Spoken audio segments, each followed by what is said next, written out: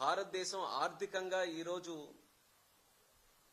ఏవైతే ప్రపంచ స్థాయిలో ఒక ఉన్నతమైనటువంటి స్థాయికి చేరుకుందో దానికి కూడా ఈ యొక్క కాంబినేషన్ వాళ్ళ పనితనం, అలాగే రిఫార్మ్స్ పట్ల వాళ్ళు తీసుకున్నటువంటి సంస్కరణల పట్ల వాళ్ళు తీసుకున్నటువంటి నిర్ణయాలు, అలాగే దేశం పట్ల ఒక అంకిత భావంతో పనిచేయడం, ఇదన్నీ కూడా మార్గదర్శకం అనేది కూడా తెలియజేస్తున్నాను.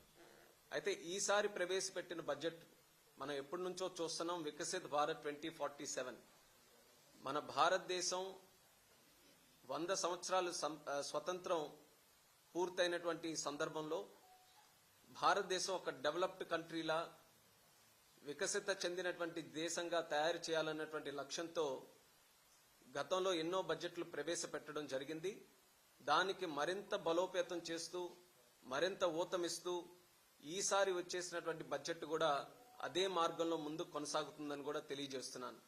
రిఫార్మ్స్ ఎక్స్ప్రెస్ ఏదైతే నరేంద్ర మోదీ గారు మొదలుపెట్టారో ఆ రిఫార్మ్స్ ఎక్స్ప్రెస్ కి కూడా ఈ బడ్జెట్ ద్వారా ఎంతో బలం కూడా చేకూరుతుందని ఈ సందర్భంగా తెలియజేసుకుంటున్నాను.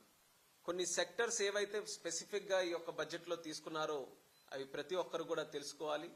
అందులో ముఖ్యంగా మ్యానుఫ్యాక్చరింగ్ సెక్టర్, అలాగే పబ్లిక్ ఇన్ఫ్రాస్ట్రక్చర్ లో గత 12 సంవత్సరాల్లో ఎన్నడూ లేని విధంగా 12.2 lakh crores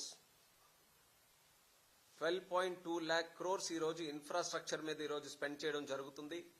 అలాగే సర్వీసెస్ సెక్టర్ మీద కూడా అత్యధికంగా ఈ రోజు దృష్టి పెట్టడం జరిగింది.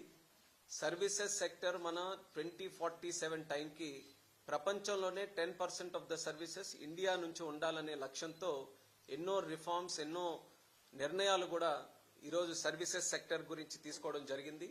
అలాగే ఎంప్లాయ్మెంట్ కి, ఇన్నోవేషన్ కి, లోకల్ ఏరియా డెవలప్మెంట్ కి అత్యంత ముఖ్యమైనటువంటి ఎంఎస్ఎంఈ సెక్టర్ ని కూడా ప్రోత్సహిస్తూ ఎన్నో నిర్ణయాలు ఈ యొక్క బడ్జెట్ లో కూడా తీసుకోవడం జరిగింది.